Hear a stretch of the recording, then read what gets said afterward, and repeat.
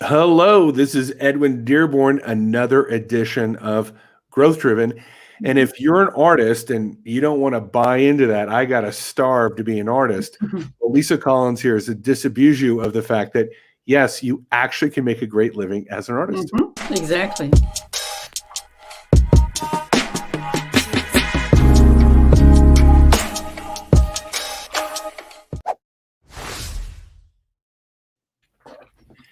Hey, another edition of Growth Driven, and I'm here with Leisa Collins to tell you how to make a great living as an artist. Thank you so much, Leisa, for joining us. Yep, just maneuvering here. Yeah, no worries. You maneuver around as much as you want. Okay. So Leisa, what type of art do you do, and how long have you been doing it?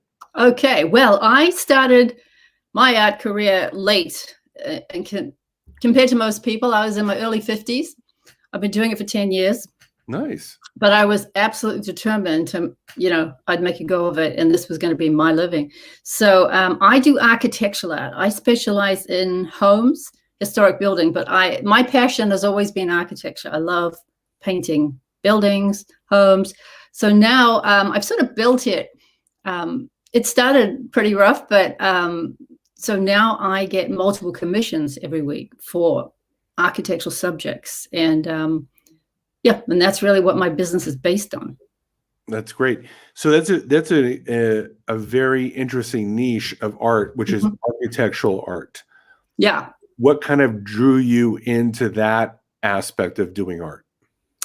Well, honestly, I worked in the nonprofit world for a long time, traveled all over the world. So I had I'm from New Zealand, always had all these ideas and inspirations for architectural drawings, paintings. But we ended up in Old Town Alexandria, Virginia. I don't know if you know that. George Washington used to walk those streets. And I thought, well, if I'm going to make my living, what's the most obvious choice? You stand in the middle of the street in Old Town Alexandria, and you're surrounded by subjects, beautiful old historic homes. So I decided that's what I should go for. So I started just sending little cards and doing a series of samples. And I could see that in terms of a demographic, here were people with well-loved homes. They were $1 million homes, and think the money you have to put into historic homes. So I thought about how could I find a niche market with my demographic who did have the money to spend on something special like that. It validates the fact they've spent all those years, blood, sweat, and tears into making their house beautiful and restoring it too. Yeah, it's almost like you're memorializing all the hard work that they put into the dedication of that home and capturing that moment. Yeah, you're validating all those years of struggle. And people don't, you know how it is in the real world. People are not often validated or, given a big well done for what they have done and how they've beautified their neighborhood through their efforts. So I think that alone, it always made me feel very good about it too. Yeah, that's a great market. I mean, if you think about it just from as a business model, obviously you're reaching into a crowd that has the money because they put a lot of money into the home. Exactly. And if you've put a lot of money into your home, more than likely you're proud about your home. That's right. And then add the aspect of it having some level of historical significance, whether it's historical in the teaching history aspect or just historical locally. Right. So now it's got a bit of a personality and charm and a story, and that's all captured in your art. That's right. And you see, as much as they love their home, they wouldn't dream of putting a photo on the wall. They think that's, tacky. Well, it is sort of. But if you memorialize that beautiful home as a piece of art, that's a whole different matter. That's a talking point, Yeah, I never thought of it that way. That's a very interesting observation. If I take a photo of my home, it's almost egotistical. But if I do an artist rendering of it, it almost elevates it to a whole new higher level of aesthetic. Yeah. You're right. Totally right. Yeah. It's funny. now that we're talking about this, I could see artists going after particular niches where do they have the most passion? It could be their children. Yeah. It could be their dog or their cat or their horse. Yes. Again, reaching into that higher market and then finding things that they absolutely love and then turning that into art. Yeah, exactly right. Because they never get sick of it then. And they find people who love it as much as they do, right? So they've got that common reality. They understand each other. So it's a good fit. And then you just have to go about the marketing in the right way. Okay, so let's talk about that, marketing in the right way. So now, you've got the skill. Yeah. You're going to do homes. Yeah. How do you find and nurture and get this audience to go, yeah, I want her services to do my house? Right. Well, interesting enough, I used to make my living from my art 30 years before in New Zealand. And again, I did all sorts of paintings, traveled throughout New Zealand. That's how I taught myself my art. But I also loved historic buildings. So in those days, I would just put a few flyers out, just flyers. You know, hey, love your home. If you'd like a painting of it, get in touch. Well, that was enough to sustain me. But so I tried that. It didn't work. Right. I got nothing because, okay, it's a different country. It's 30 years later. And, you know, the market isn't what it used to be. For whatever reason, it doesn't even matter. So I thought, well, that's interesting. And really nice promotion too, you know, with color paint, you know, it just went like a postcard. It just went in with a whole bunch of other crap that they get and tossed it out. So I thought, well, okay. So then I decided I have to be really selective about my approach. And so, which I agreed with anyway. So what I did is I chose 5 different homes in Old Town Alexandria that I loved the most. And I just did paintings of them. I needed those paintings anyway to show people what I could do. Yeah. And I put I tried a different technique. I put their image of their painting on a little special note card, you know, like a note card you have, that you open out and fold that you get in the mail with a matching envelope. Yeah. So I put those into the homeowner and with their address, and I put it in their mailbox. So I got 3 out of 5 sales from those. That's brilliant. Right. So I had samples, I had the digitals, and I said, I selected your home as part of my series. So if you say, you know, in this world, if you say, I've selected, you're special, you're different, which was true. Oh, that's a whole different matter. You have? So, and then I sort of thought, well, I can't be doing this, you know, like just do the painting every time. And the odds aren't always so good in other places. So I decided to just be very selective. I started going out into Arlington, Washington, D.C., into other areas, Georgetown, that were fairly close to me, Delray, Alexandria, some really cool communities. And I started actually going through and selecting and writing down addresses and actually deciding what I wanted to be part of my series. And then I sent them a note. I have selected your home to be part of my series. Well, then not everyone responds, but a good number do. And then say, okay, well, good. I've selected it. I've done some sketches. I'm in progress on it. And you give them all the information. So you qualify them too. You give them how much it is. And I like that myself. I like to be upfront. I would give them the price, the size, the whole thing, and say, would you like to see it when it's finished? Well, you can imagine a lot of them did, right? And most, or a good percentage. And so then when it's finished, I would take it. In those days, I would take it right to them. I'd frame them in, and 95% would buy because they loved it.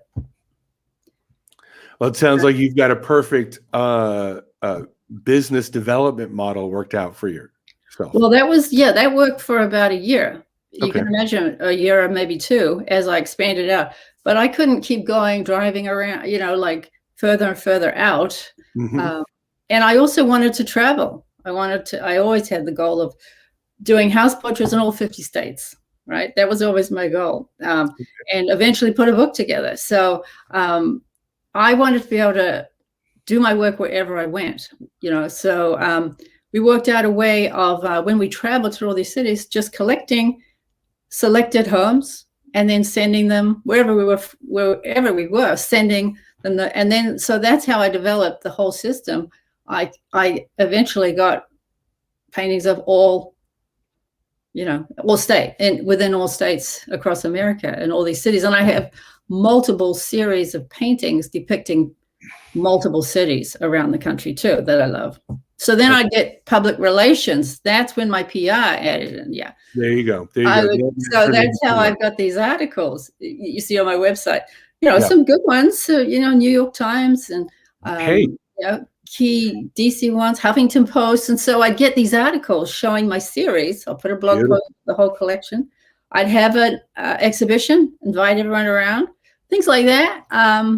So then I would use the power of public relations, and that added to it so that I'd get more commissions, you see. So I slowly built up, and then people would get, you had no idea. If you get one, it's just, the datum. If you sell a person one thing, they'll get it again. And you think, well, yeah, they've only got one house, How real is that? Well, okay, over 10 years, I have so many clients who then move, or they get their holiday house, or they get their family home where they grew up, and all these, it's amazing. I get tons of repeat business. There you go. So I think the key here is to recap. You built a system. Yeah. It aligned with your desire to travel. Yes. You spun it into PR. Then the PR got you more. And then, of course, your prices probably went up. And now that you've built some time into this, I think working with realtors, the average person lives in their home for 7 years. So after 7 years, you started to see 7 or 8 years, those homes that you did, you started to see repeat business because they moved or bought a second home. I'm talking with Leisa Collins. And if you're listening to this on the podcast, I know we're going to have to tell you the special spelling of, or unique spelling of Leisa, which is Leisa. So add the E before the I, and what you normally do is Leisa Collins, CO, 2 L's, INS.com. And you can see her artwork, the press that she's speaking about, as well as let's talk about your book. You have a new book coming out. I do. It's called... well, show us your book. Well, of course, it's not print. It's actually right in print as we speak. But this is what it looks like. Okay. Hand-painted homes, an artist's pen and watercolor journey across America. Beautiful. So, and they can find out about that book on your website. Is that correct? Yeah, if you go to my website, you'll see right on the homepage a news flash. You can go to a page and you can see some sample pages, sort of a bit like, this is just a little flyer, but it gives you sample pages of the book itself and a description and all that sort of thing. Beautiful. Okay. So tell me about your book, what's in it, and kind of like what you capture in that book. Right. Well, as I said, it's a watercolor journey across America. So it's my personal stories. It's got before and after paintings. I love to feature homeowners. I think the homeowner is the absolute hero when it comes to historic preservation. I've done a whole research on it, and I think we'd only have a tiny percentage of the historic homes we have today if it weren't for homeowners just taking it upon themselves. There's no big medals, just taking it upon themselves to, and investing years, decades sometimes, into making these homes beautiful, taking them back to how they were. So, yes, I feel that, I feel my book honors, and I say that in my dedication, honors those Americans who have carried out the American dream and brought these homes to life and beautified their neighborhoods and made a community in doing so. It's funny that you mentioned that. I'm really big into motorcycles. Okay. You can probably tell by the photos behind me. Oh, yeah. My whole office, you can't see, but I've got pictures of an artist rendering. I love motorcycles too. So, yeah. Yeah. And, that when you get people that are dedicated to restoring something that they love, whether it be a car, a motorcycle, a piece of art, a home, you do build a community around it. Like if I get into old motorcycles and I go out and, I can find hundreds of people that I can immediately have affinity with, and almost like a brotherhood, because I've built this exactly back to life, right? Yeah, it's crazy. Yeah, totally. It's almost like you've created a club, and you're contributing to that, the joy they have in that activity. And I have to tell you one other thing I think that's really important, especially I try to get this across to artists who are not making their living. You see, the whole system is geared.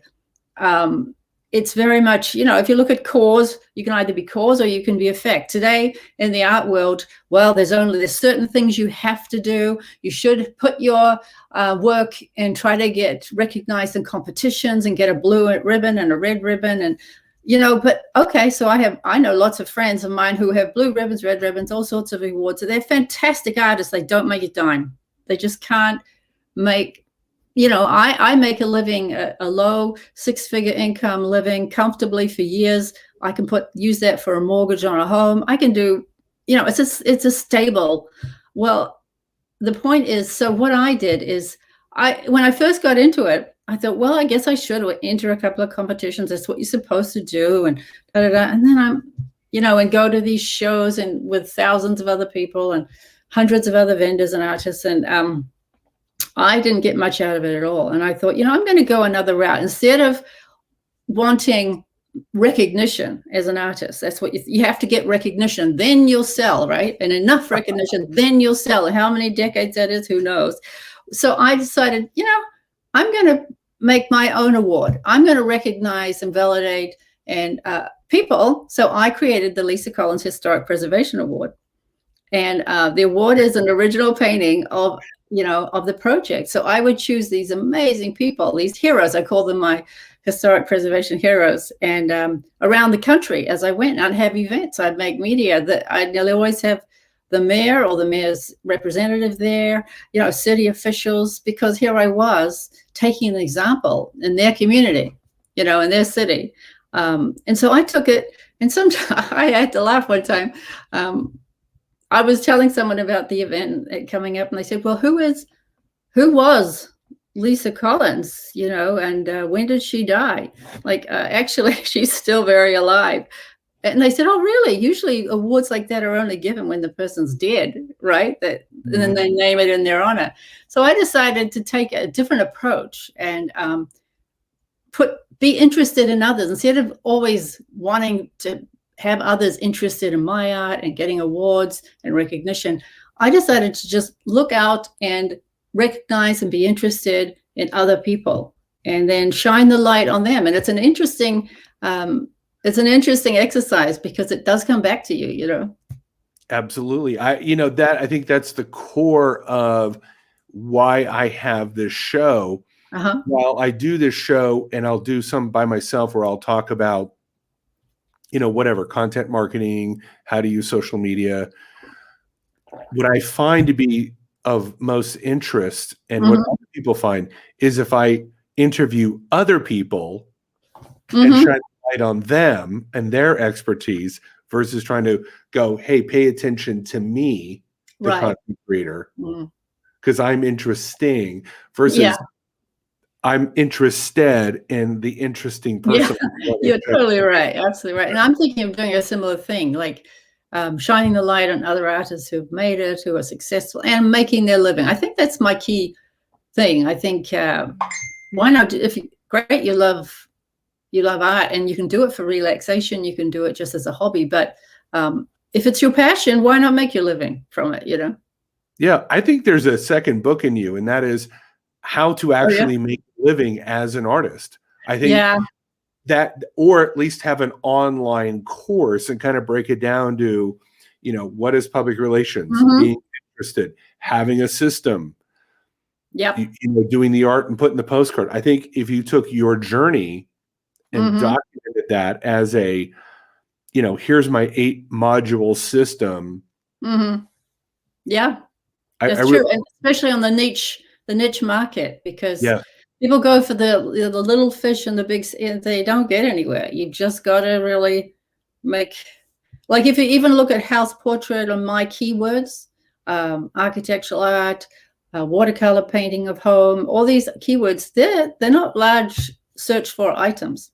No, not at all. But even if it's only 30 people per month, that's 30 very specific people. Right. That if you can rank for those keywords. Totally. Well, and as the saying goes, the riches are in the niches. Yeah. No, so I know that you've done extremely well too online and with keywords and ranking and all that. And I actually worked on that from the very beginning. So I have to say that's a key part of my success too. If you put in house portraits, I'm on the first page of Google. And if you put in Leisa Collins, there's like 8 pages, 10 pages of, so yeah. So I can get organic searches, you see. So that's a key. It's the best. Commissions too and work.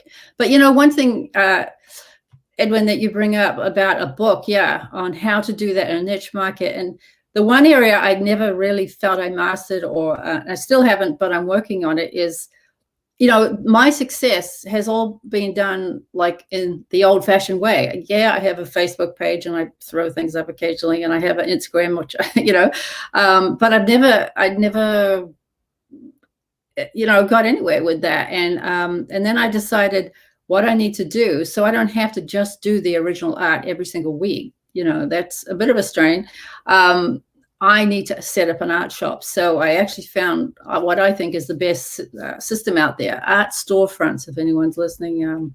I researched all over. I use Shopify, but art storefronts. So they have an entire system set up for the artist. If you have work and you want to set up an online gallery and actually sell, right? So I have someone building that for me. I don't have time to do it. It's going to be up and running in a week. So I'm going to have that as a residual, like a whole, mainly architectural subjects on my travels overseas. They're going to have, there's about, I guess, 80 different paintings up there. So that's going to be a way. I want to become an expert on using the power of online sources such as social media to also make a living. So it'd be great when I get to my book to incorporate that too and show how it's possible, as well as the other methods I've used. Yeah, I think you could teach a whole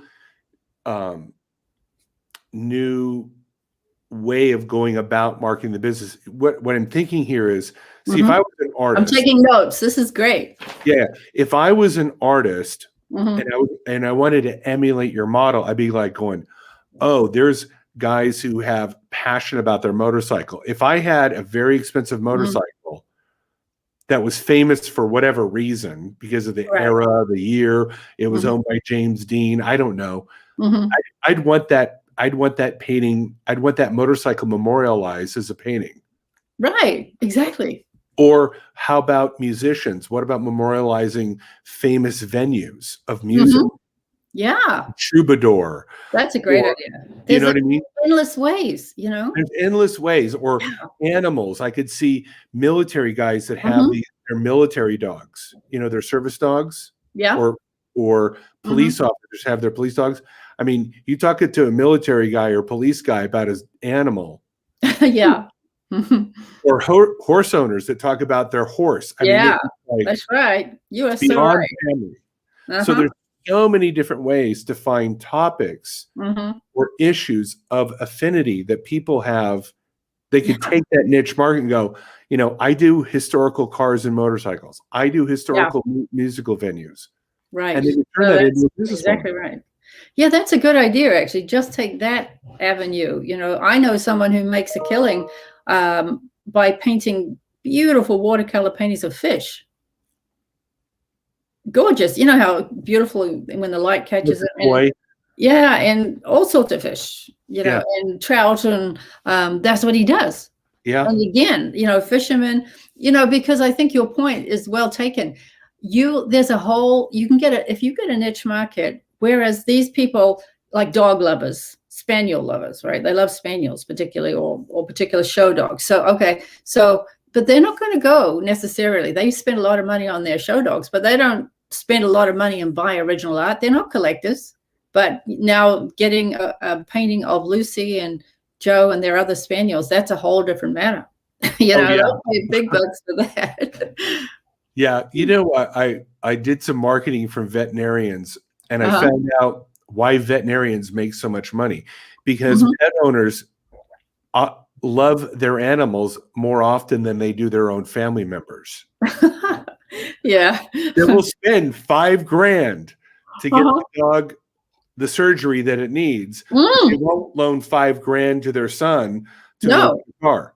No, I know, it's amazing. Yeah, so you could tap into that market of like, well, let's get a painting of your dog, $5,000. Oh, absolutely. I'm going to memorialize the memory of Lucy or whatever the dog's name is, right? Right. Yeah. Yeah. So I think you got to be smart about being an artist. It's not just, my great art will tell the story by itself. No, you've really got to develop a business model around the beauty. You have to have a story, and I think my story was the fact I'm from New Zealand. I taught myself how to paint. Traveling around New Zealand. Travel was always an inspiration. I've been all over the world. I've spent a lot of time in Europe, so it really made sense when it came to doing the book and traveling and this sort of life. And my husband, fortunately, feels the same way. He's the adventurous type. Otherwise, it would be a problem.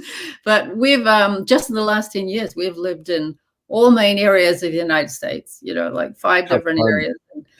So you see, we like to travel and move. But that even my demographic, my clients, they're like, really? They're amazed, but they're in awe about it. They couldn't do it, but they're in awe that someone can just pick up and travel and go somewhere else. And all the stuff and all the crap they're built up, and what do they do with all that? Well, it's interesting. As you move and travel around, you don't tend to, build up so much of a residue of stuff. You see what I mean? Because you have to continually get rid of it. And I think it's liberating. I know it's a different viewpoint. It's liberating not to have all this loads of stuff that you never sort out that's in the garage and in the basement. So from that way of thinking, I think it's quite a good scheme. It is a good scheme. I'm just looking online here. The who was the gentleman that would travel around all over the world and do the food shows? It was passed away. Not the English guy? No, he was from New York. Oh, I don't know. I can't even believe it that I'm drawing a blank here, but I'm looking at, he was in Parts Unknown, Anthony Bourdain. Oh, okay. Yeah.